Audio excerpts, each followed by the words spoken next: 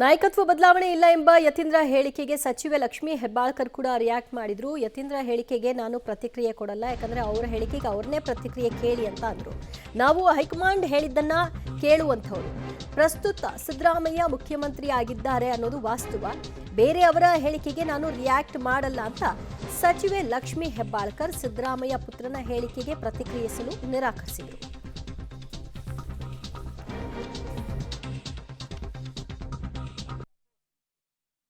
ಅವರು ಮತ್ತೆ ತಾವು ಹೈಕಮಾಂಡ್ ಸಿಎಂ ಬದಲಾವಣೆ ಇಲ್ಲ ಅಂತ ಹೇಳಿದ್ದಾರೆ. ಇದಕ್ಕೆ ಉತ್ತರ ಯತೀಂದ್ರ ಅವರೇ ಕೊಡಬೇಕಾಗತ್ತೆ. ಇದಕ್ಕೆ ಉತ್ತರ ನಾನು ಕೇಳಿದ್ರೆ ನಾನೇನು ಕೊಡಲಿ? ನಾವು ಯಾವತ್ತಿದ್ರೂ ಹೇಳ್ಕೊಂಡು ಬಂದಿದ್ದೀವಿ, ನಮ್ಮ ಪಕ್ಷ ಶಿಸ್ತಿನ ಪಕ್ಷ.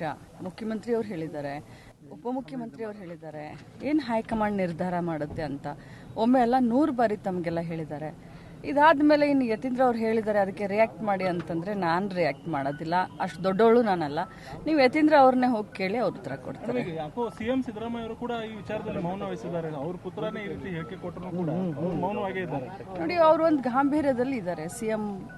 ಸಿಎಂ ಅವರು ಭಾಳಷ್ಟು ಅನುಭವಸ್ಥರಿದ್ದಾರೆ. ಪಕ್ಷ ಶಿಸ್ತು ಏನಂತ ಅವ್ರಿಗೆಲ್ಲ ಗೊತ್ತಿದೆ.